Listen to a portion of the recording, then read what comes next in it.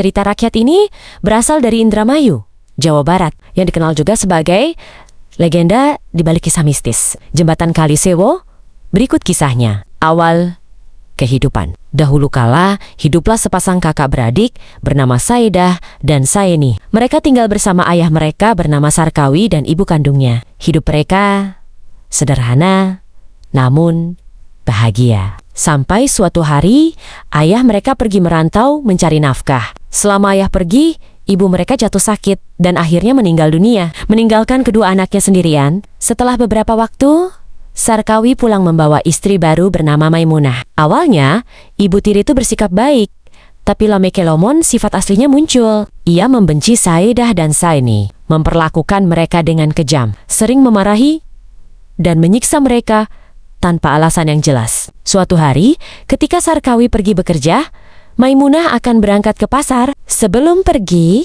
ia berpesan agar kedua anak itu tidak menyentuh beras dan uang yang ada di rumah. Namun, Saeni merasa sangat lapar, sehingga Saedah akhirnya memasak nasi untuk adiknya. Sekembalinya dari pasar, Maimunah marah besar mengetahui beras dan uangnya telah terpakai. Ia memarahi mereka dengan kata-kata kasar yang menyakitkan hati karena tidak tahan diperlakukan demikian. Saedah dan Saeni memutuskan untuk pergi meninggalkan rumah. Melihat mereka hendak pergi, Maimunah berpura-pura menyesal dan meminta maaf. Padahal, di dalam hatinya, ia punya rencana jahat untuk membuang mereka jauh-jauh.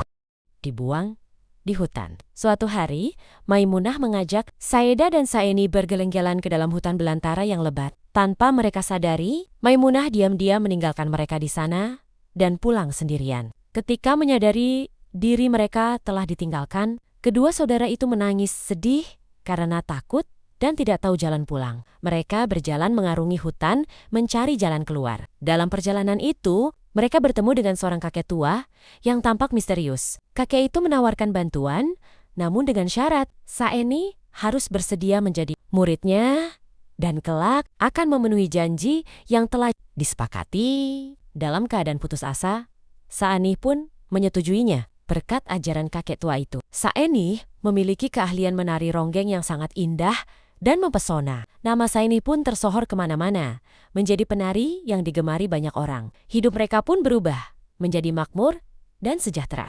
Beberapa tahun kemudian, kakek tua itu datang kembali untuk menagih janji yang telah dibuat Saeni. Ia menyampaikan bahwa waktunya telah tiba, dan Saeni harus menepati kesepakatan tersebut. Saeni merasa sedih, namun ia ingat bahwa kebahagiaan yang ia rasakan selama ini berasal dari perjanjian itu. Sebelum memenuhi janji, ia berpamitan kepada Saedah, berpesan agar kakaknya itu hidup dengan baik dan selalu berbuat kebaikan. Setelah itu, Saeni berjalan menuju Kalisewo di tepi sungai itu. Ia berubah wujud menjadi seekor buaya putih yang konon hingga kini masih hidup di sungai tersebut. Mendengar kabar itu, Sarkawi dan Maimunah datang menuju tempat itu, merasa menyesal atas segala perbuatan jahat yang telah mereka lakukan. Mereka pun terjun ke sungai. Sarkawi berubah menjadi balik kambang, sedangkan Maimunah berubah menjadi pring ori atau bambu yang tumbuh di tepi sungai. Tinggallah Saedah sendirian yang sangat sedih atas kepergian adik dan orang tuanya. Ia pun tertidur lemas di tepi sungai, lalu berubah menjadi bunga cempaka putih